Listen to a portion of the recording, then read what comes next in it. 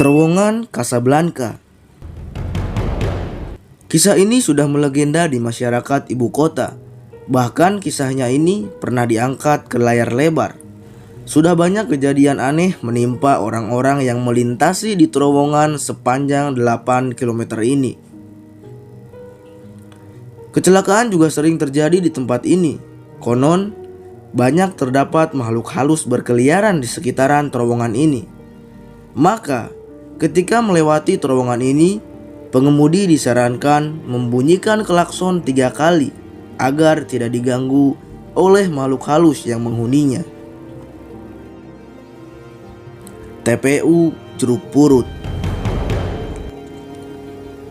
Kuburan sudah pasti memiliki nuansa angker dan mistis. Nah, TPU Jeruk Purut bisa dikatakan tempat paling angker dan mengerikan.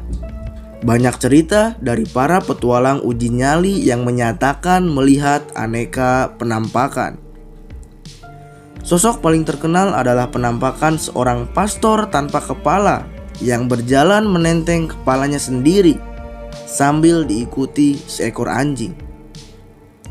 Konon katanya, pastor ini sedang mencari makamnya sendiri yang sebenarnya bukan di situ, karena TPU Jeruk Purut adalah unit pemakaman untuk kaum muslim.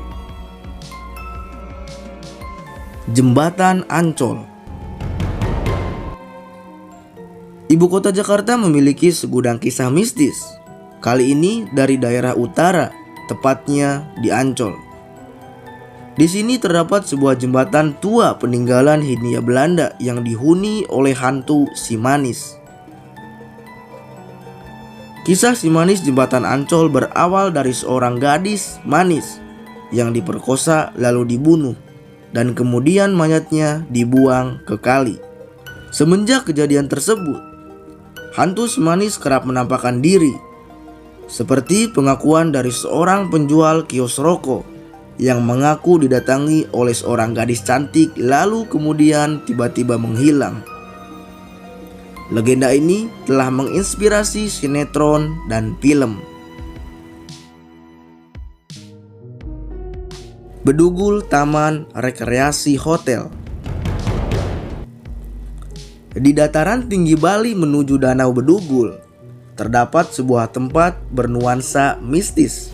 Tempat ini didirikan di lereng bukit oleh Tommy Soeharto. Dan kabarnya tempat ini terbengkalai karena perseteruan bisnis. Hotel ini pun berjuluk istana yang berhantu dan tidak pernah dibuka untuk umum. Meski tak pernah ditempati, namun ada banyak cerita mistis di baliknya.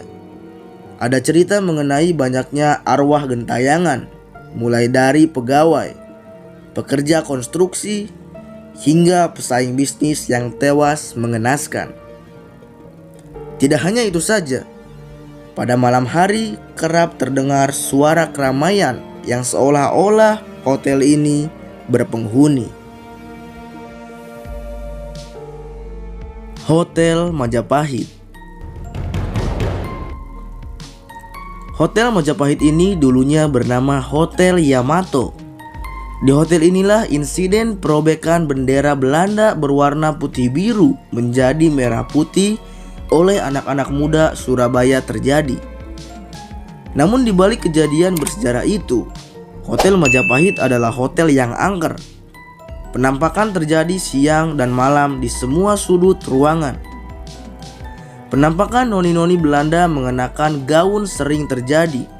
Begitu juga penampakan kuntilanak di atas pohon juga sering terjadi. Namun meski begitu, hotel ini termasuk hotel mewah di Surabaya yang tidak pernah sepi pengunjung. Bahkan, hotel ini sering menjadi tempat menginap orang-orang penting seperti pejabat negara dan milioner. Lubang Buaya.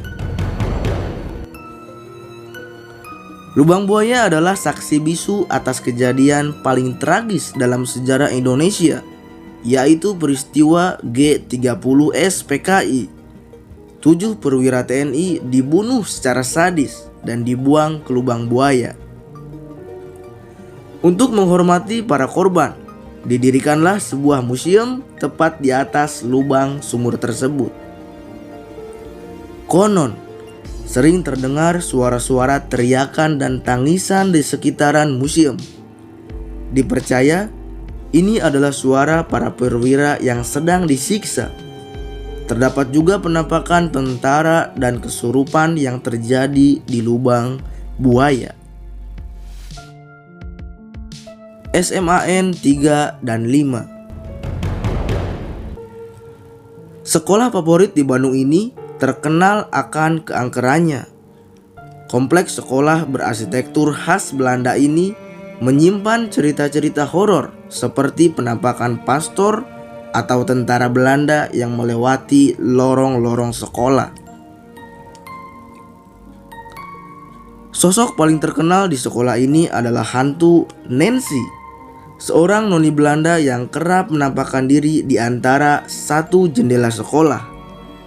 Tidak jelas mengapa hantu Nancy gentayangan di sekolah ini.